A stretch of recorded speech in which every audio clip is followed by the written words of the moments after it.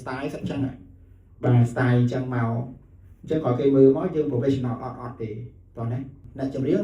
នាំបញ្ហាទៅដល់ដៃ mixer នាំបញ្ហាមិនគាត់ច្រៀងគាត់កាន់ម៉ៃគាត់ដាក់ចេះហើយគាត់ស្រែកជួនកាលម៉ៃគាត់ដាក់ចេះហើយគាត់ស្រែកហើយជួនកាលម៉ៃគាត់ដាក់មិនគាត់ដាក់ចេះហើយគាត់ស្រែកជួនកាលគាត់ដាក់ចេះគាត់ដាក់ស្រែកហើយមួយទៀតតែចម្រៀងមួយចំនួនគាត់ក្តោបមែនទេចឹងយើងដឹងហើយដល់ពេលយើងក្តោបទៅយើងបាត់សម្លេងហាយហើយយើងមានតែសម្លេងប៊ីតចេញមកទេបាទអញ្ចឹងដើម្បីយើងធ្វើម៉េចយើងអ្នក check sound យើងច្បាស់យើងអ្នកកាន់លើ mixer យើងទៅដឹងថាអ្នកចម្រៀងហ្នឹងកាន់ម៉ៃកាន់ត្រូវនៅអញ្ចឹងយើងកាន់ត្រឹមត្រូវកាន់ចាំនេះមិនមានក្បួនអីមកកាន់ចេះកាន់អីទេធ្វើម៉េចឲ្យអានេះអាក្បាលម៉ៃនេះវាចេញមកអញ្ចឹងវាកុំឲ្យវាឆ្ងាយពេកកុំឲ្យវាគៀកមាត់ពេកតោះណាអញ្ចឹងជួនកាល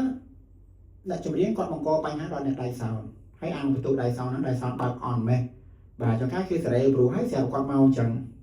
បាទ style សិតអញ្ចឹងបាទ style អញ្ចឹងមក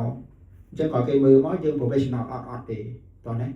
បាទគេតែមកកាន់អញ្ចឹងគេណាអូនសម័យមើលទៅកាន់អញ្ចឹងចេញថាសម្លេង beat មកនេះខ្ញុំនិយាយ beat មកឃើញទេ